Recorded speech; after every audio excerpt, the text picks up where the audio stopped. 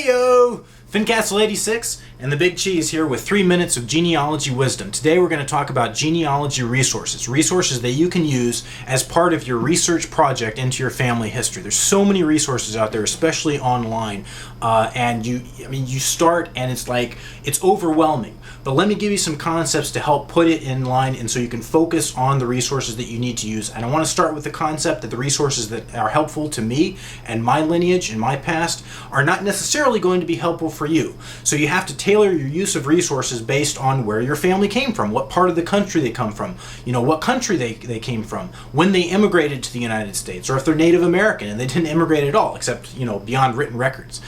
So the resources, there are some resources that are common though. Census records. If you have American ancestors in the 1900s, early 1900s, 1800s, you're probably going to end up using census records. You're probably going to end up using birth certificates and things like that.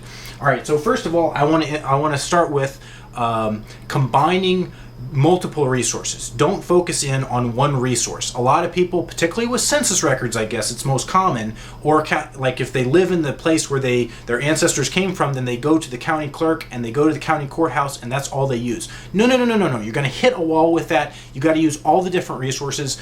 Explore them all, especially on the web. It makes it so easy. All right. The second thing, don't overlook the people. Don't overlook your living ancestors or the memories that you have of your ancestors who are no longer with us. Think about the stories that they told you about, your grandparents, your great-grandparents, your parents, whoever it might be.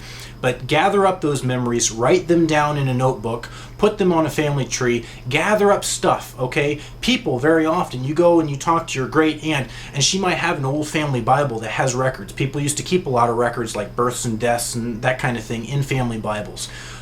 Newspaper clippings, books on genealogy. A lot of people have books that are published out there that are about their families, and that can help you out a whole lot. So look for your personal resources that obviously I can't use, but you can use because they're already written.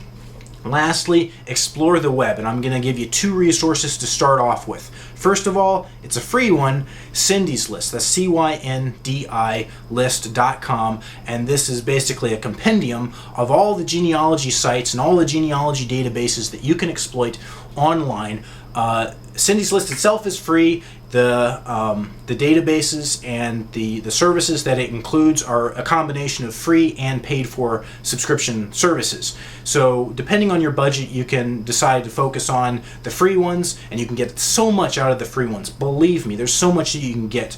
The biggest subscription service out there, Ancestrycom. I'm going to have another video about that, but that gets you access to so many databases and so much information that alone can really take your genealogical project and research to the next level, just getting a subscription to Ancestry.com. But I have to tell you that my rye whiskey on the rocks is losing its chill, so cheers.